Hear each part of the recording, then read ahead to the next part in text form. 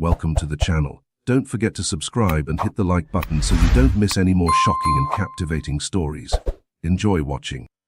Jacob was the kind of man who could always sense when something was off. It was a strange gift, or maybe it was just the anxiety that came with knowing your marriage wasn't as perfect as you wanted to believe. He worked as a project manager for a tech company, his days filled with spreadsheets and deadlines. He loved his job, but his home life with Sarah, his wife of 7 years, had begun to feel different. Sarah wasn't the woman he had married. Not in a dramatic way, but the little things had started to shift. She was distant, spending more time with her friends, coming home later, her phone always glued to her hand. He told himself it was nothing. People change, right? But deep down something gnawed at him. That evening Sarah had mentioned that she was going to a party with some friends. "I bought a new dress. I want to try it out," she'd said, smiling with a hint of excitement in her voice. Jacob smiled back, told her she looked great, even though he didn't know what the dress looked like yet, and wished her a good time. She had hurried off, her heels clicking on the floor as she left. Jacob had always trusted Sarah, or at least he used to. But recently, that trust had begun to erode, like sand slipping through his fingers. He didn't want to admit it, but the suspicion was there. It wasn't that Sarah had done anything explicitly wrong, at least not that he knew of, but the way she looked at her phone, the secretive texts, the little lies. "Oh, I'm just out with the girls." It started to feel like more than just a coincidence. Tonight, he was going to stay up and wait for her, even though he knew she'd be home late. His mind couldn't let go of the nagging feeling that something was off. But what could it be? He couldn't shake the thought that his wife was hiding something from him. Hours passed, and he sat on the couch, flipping through channels but not really watching. The minutes ticked by in an agonizingly slow rhythm. Around midnight, he heard the door creak open. He glanced up to see Sarah stepping into the living room, her dress shimmering under the dim light. She looked stunning. The dress was a deep red tight-fitting, and it hugged her body in all the right places. Her hair cascaded down her shoulders in waves, and her makeup was flawless. For a moment, Jacob forgot about the unease in his chest. "Did you have fun?" Jacob asked, forcing a smile. Sarah smiled back, but it didn't reach her eyes. "Yeah, it was great." Jacob stood up, trying to maintain the calm exterior. "Who was there?" "Just some friends. You know how it is." She shrugged, slipping off her heels and placing them neatly by the door. Jacob didn't push further, but he couldn't help but notice the way her eyes darted toward her phone. She quickly pulled it from her purse, her thumb flying across the screen in a way that seemed almost nervous. "Is something wrong?" Jacob asked, his voice softer now. "No," Sarah said quickly, slipping her phone into her bag. "Just checking a message from my friend Jennifer. She wanted to make sure I got home safe." Jacob studied her, his heart beating a little faster. He didn't believe her. There was something about the way she'd reacted, almost too fast, too defensive. "All right," he said slowly. "I'm going to bed." "Good night, babe," Sarah replied, her voice sounding distant. Jacob watched her as she walked to the bedroom, her posture stiff, like she was trying to hide something. It was like she was a stranger to him. He wasn't sure when it happened, when things started to change. But one thing was certain: something wasn't right. The next few days passed in a blur for Jacob. Sarah's behavior continued to raise more questions than answers. She'd grown even more distant, her phone always within arm's reach, her responses to his questions short and evasive. At first, Jacob had tried to brush it off, telling himself that maybe it was just stress at work or some passing phase. But the knot in his stomach tightened every day. The more he watched her, the more certain he became that something was going on. The next Friday, Sarah came home late again. This time Jacob had been prepared. He sat on the couch watching the clock tick past midnight. He had a feeling tonight would be different. Around 1:00 a.m., he heard the familiar sound of the front door opening. He glanced up, his heart skipping a beat. This time he didn't immediately jump to his feet like the previous night. He waited, keeping himself composed, his gaze fixed on the door. Sarah walked in, this time looking less radiant, her makeup smeared slightly, her dress a little rumpled. She looked tired. But there was something in her eyes that was hard to miss, a flicker of something he couldn't quite place. "Hey," Jacob said, his voice calm but sharp, like a blade wrapped in velvet. "How was the party?" "It was good," she replied, but there was a hesitation in her voice that made him pause. "I'm really tired tonight, Jacob. I'm just going to go to bed." Jacob watched her walk toward the bedroom. He was about to let it go, but then, as if on instinct, he followed her.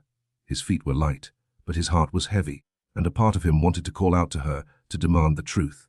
But he didn't. Instead, he stood just outside the bedroom door, listening. He heard the soft click of her phone. His breath caught. Without thinking, he stepped forward and slowly cracked the door open just enough to see her. She was sitting on the edge of the bed, her phone in her lap. She looked down, and for a moment, Jacob swore he saw a smile too quick to be genuine flash across her face. Then she typed something rapidly into the phone, and it buzzed with a reply almost immediately. Jacob's mind raced, his pulse quickened. He couldn't stop himself. He stepped back and grabbed his own phone, scrolling through his texts, fighting the urge to go through hers, but his mind was clouded with doubt. Just before he could make up his mind, Sarah came back into the living room, looking flustered. She dropped her phone onto the coffee table, a little too hastily. "I'm going to bed now," she said, her voice strained. Jacob didn't speak. He watched her, his stomach churning, his mind working overtime. The same feeling he had a few days ago, the unease, the suspicion, was still there, but it was growing stronger. He wanted to confront her, to demand answers, but something inside him told him it wouldn't be that simple. Over the next few days, Jacob's anxiety only intensified. He noticed more details that seemed off. Sarah had started going to the gym more frequently, always making sure to leave after work and returning home hours later, her face flushed and hair damp.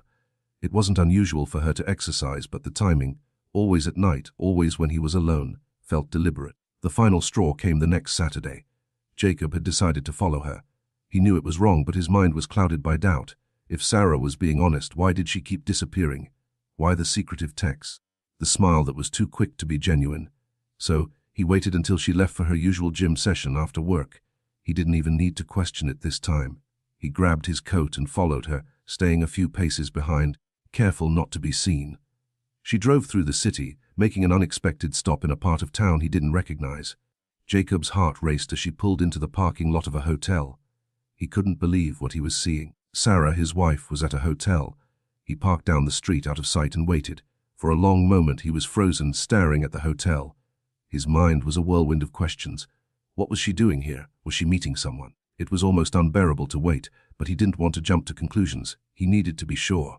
After what felt like an eternity, Sarah emerged from the hotel lobby, her face slightly flushed. She looked around before slipping into a car that wasn't hers. Jacob felt the world tilt beneath him. His hands were shaking as he quickly followed them, keeping a safe distance. The car eventually stopped in front of another building, an apartment complex. A man stepped out of the car. Jacob's breath hitched in his chest. He didn't need to get any closer. He knew what was happening. Sarah was seeing someone else. Jacob couldn't remember how he got home that night. His mind was spinning with disbelief. His thoughts were a whirlwind of images: Sarah, his wife, the woman he loved, stepping into a hotel with a stranger. His heart raced with a mix of anger, sadness, and the kind of numbness that comes from a reality shattering before your eyes. He sat in the living room, the weight of what he had just discovered pressing down on him. His phone sat on the coffee table, the screen glowing, but he couldn't bring himself to pick it up. He couldn't look at her anymore, not after what he had seen. He didn't know if he was more furious with Sarah or with himself for being blind to the signs for so long. The hours dragged on, and Jacob could hardly sit still. He was supposed to wait for her to come home, to confront her calmly, but he couldn't wait any longer. Every second felt like an eternity. The more he thought about what he had seen, the angrier he became. The cold silence between them, the lies, everything now made sense in the worst possible way. She had been lying to him for who knows how long, and now he had the proof. He stood up suddenly, pacing the room like a caged animal. He had to do something. He couldn't just sit there and pretend everything was fine. The doubt, the confusion, it was suffocating him. No more. As the clock neared midnight, Jacob heard the sound of the front door opening. His heart clenched, but he didn't flinch. He stood in the living room, waiting. Sarah stepped inside, looking disheveled, her eyes immediately flicking to her phone. The usual smile on her lips was missing tonight. "Hey," she said casually, as if nothing was wrong. "I'm home." Jacob stared at her. He had rehearsed this moment 100 times in his head, but now that it was happening, the words felt heavy. He took a deep breath. "Where were you?" he asked, his voice calm but edged with something darker. Sarah paused, glancing at him with a confused expression. "What do you mean?" Jacob could hear his heart pounding in his ears. He forced himself to stay composed, to keep his voice steady. "I saw you," he said quietly. "At the hotel. You didn't go to the gym, Sarah. Don't lie to me." Sarah's face went pale. For a brief moment, her eyes flickered with panic, but she quickly regained her composure. She let out a forced laugh, like she was trying to convince both him and herself that everything was fine. "Jacob, you've got it all wrong." I was just with a friend, okay? You're overreacting. Really? Jacob's voice was cold now. A friend? You went to a hotel, Sarah. You came out with a man. How is that just a friend? Sarah's eyes widened, her breath catching. She looked like a deer caught in headlights. For a moment, she didn't speak, and Jacob could see the wheels turning in her mind. He had caught her. She knew it, and now she was scrambling to cover her tracks. Jacob, listen, please. She stopped herself, but Jacob wasn't having it. No. Don't even try to lie your way out of this, he said, his voice rising with frustration. I saw you, Sarah. I saw you get into that car with him. I saw you at the hotel. This isn't just some mistake or misunderstanding. This is you choosing someone else over me. He could feel his chest tightening with anger. He had always prided himself on trusting her, on being a good husband, and now here she was standing in front of him, caught in the act. He wanted to scream, to break something. But instead, he just stood there watching her. Sarah opened her mouth to say something, but then she closed it again. She took a step back as if the weight of the situation had just hit her. I didn't mean for it to happen, she whispered, her voice trembling. It's just, I didn't know how to tell you. I didn't want to hurt you. Jacob laughed bitterly. Hurt me? You've been hurting me for months, Sarah. Every lie, every late night, every text you'd hide from me. It was all leading up to this. How long were you planning on keeping this a secret? How many nights did you think I wouldn't notice? I'm sorry, she said, her voice cracking. I never wanted to hurt you. No, Jacob snapped, cutting her off. You didn't care about me or us. You've been seeing him for who knows how long, and now you're going to stand here and act like this was some kind of mistake. Sarah's eyes welled up with tears, but Jacob couldn't bring himself to feel sorry for her. He had seen enough.